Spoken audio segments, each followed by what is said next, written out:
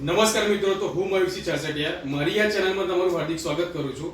Okay, તો આજે આપણે આવ્યા છે બરોડા તાલુકાની અંદર અને આપણા જે મિત્ર છે એમને બોડીની અંદર કઈ તકલીફ હતી, શું તકલીફ હતી અને શું એમને રિઝલ્ટ મળ્યું છે એ આપણે એમના મુખેથી સાંભળીશું. બરાબર? કેમ કે ઘણા લોકોને બોડીની અંદર ઘણા બધા પ્રશ્નો રહેતા હોય, બરાબર, જેમ કે ઘૂંટણ દુખવા, કમરનો દુખાવો થવો. ઓકે, તો એમને શું પ્રોબ્લેમ હતો અને શું એમને રિઝલ્ટ મળ્યું એ એમના દ્વારા આપણે જાણીશું. તો શું નામ સાહેબ તમારું?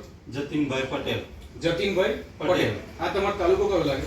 વાઘોડિયા તાલુકો. વાઘોડિયા તાલુકો લાગે. જિલ્લો?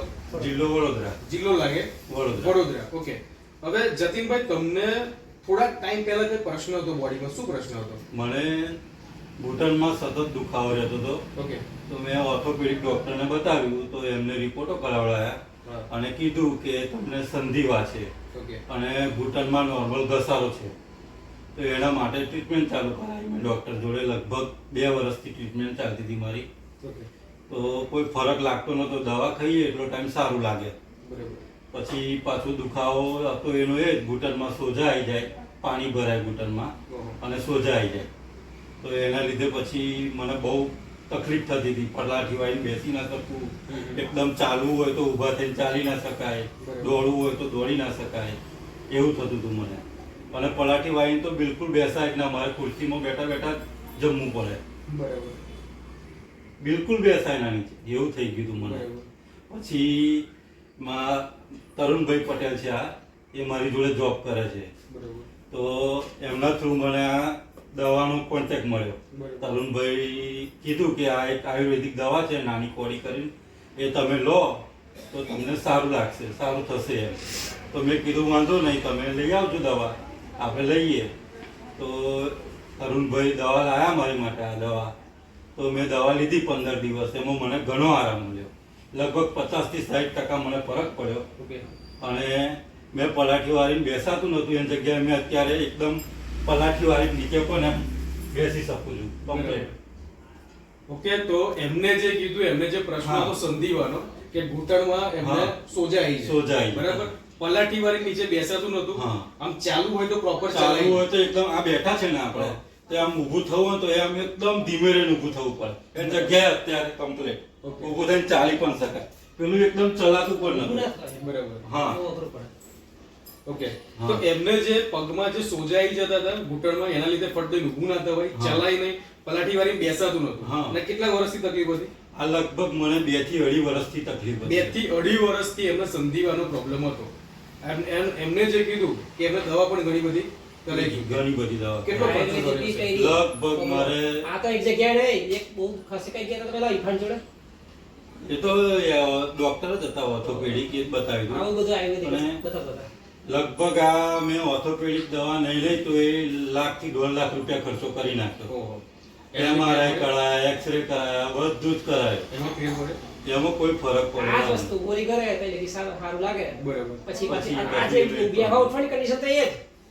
દુખા ગોળી શું કરે, દુખાવાનું કામ કરે, ખાલી તમને આરામ આવે. બરાબર. ડોક્ટર એવું કે તમારે કે આ જીવન દવા ખાવી પડે. તો મેં કીધું વર્ષ મરી જાય. જેવી આપણે ડાયાબિટીસ ની બીપી ની રોજ ગોળી લઈએ એ રીતના તમારે વાણી પણ કાયમ જ ગોળી લેવી પડશે. ડોક્ટરે એવું કીધું. એટલે કહેવાનો મતલબ કે ઘણા બધા દવાખાના કર્યા, ₹1 લાખ થી ₹1.5 લાખ ખર્ચો કરી ચૂક્યા, પણ તોય એમને 1% નો ફેર પડ્યો નથી. નહીં. અને આ બોટલ તમે કેટલા ટાઈમ લીધી? આ બોટલ મેં ખાલી 15 દિવસથી ચાલુ કરી છે. 15 દિવસમાં એક બોટલ મારી પતી. બરાબર. એમાં મને ખાસો 60% ફરક પડી ગયો. ફક્ત 15 દિવસ. આપણી આ જે નોની ક્વોલિટી છે જય પરિવર્તનની, ફક્ત 15 દિવસ એનો ઉપયોગ કર્યો. કઈ રીતે ઉપયોગ કર્યો એનો? આ સવારે નળના કોઠે 1 ગ્લાસ ગરમ પાણીમાં 30 ml દવા રેડવાની અને એને ચમચીથી હલાવીને પી લેવાની. દિવસમાં એક જ ટાઈમ? દિવસમાં એક જ ટાઈમ સવારે. બરાબર. આ નોની ક્વોલિટી એમને ખાલી 15 દિવસ એનો ઉપયોગ કર્યો અને જે ડોક્ટરની જે દવામાં ₹1 લાખ થી ₹1.5 લાખ ખર્ચો કર્યો, જે રિઝલ્ટ નતું મળ્યું, એ ખાલી આ એમને 15 દિવસમાં રિઝલ્ટ મળ્યું. કેટલા ટકા ફેર પડ્યો? 60%. જેમ એમને તમને બતાવ્યું કે પહેલા પલાઠી નથી વળતી, ઊભું થઈ ચલાતું નહોતું, અત્યારે પલાઠી વાળી બેસે છે ખરા અને ચાલવામાં કોઈ એમને પ્રોબ્લેમ આવતો નથી. એટલે આમ કહી શકે કે 60-70% તમને ફેર પડી ગયો. આ એમની બીજી બોટલ અત્યારે ચાલુ કરી. હવે જે લોકોને કમરનો પ્રોબ્લેમ હોય છે, પગનો દુખાવો હોય છે, જેને સંધિવાનો પ્રોબ્લેમ હોય છે, વાની તકલીફ હોય છે, તો એ લોકોએ આ બોટલ પીવાય કે ના પીવાય? પીવાય 100% રિઝલ્ટ મળશે. 100% રિઝલ્ટ. બરાબર? હા હા. તમને 100% ફેર પડે? મને અત્યારે 100% ફરક નથી. હા. મને 60 થી 70% ફરક છે. ખાલી હજુ 15 દિવસ લીધી છે મેં દવા. બરાબર. આજે તમે જે બતાવ્યું કે પલાઠી જે નથી વળતી, હા. એ 2-2.5 વર્ષથી તકલીફ હતી? ના, એ તો હવે થોડા ટાઈમથી જ તકલીફ થઈ જઈ હતી. કેટલા જ્યારે આ ભાવ વધ્યો ને હા. ત્યારથી તકલીફ હતી, લગભગ 6 મહિનાથી. બરાબર. હા. કહેવાનો મતલબ મારો એ જ કે આજે અમને ડોક્ટરની દવાઓ લીધી ઘણી બધી, હમ. બરાબર, છતાંય આ પ્રોબ્લેમનું સોલ્યુશન આવ્યું નહીં, ઉલટું વધ્યું. વધ્યું.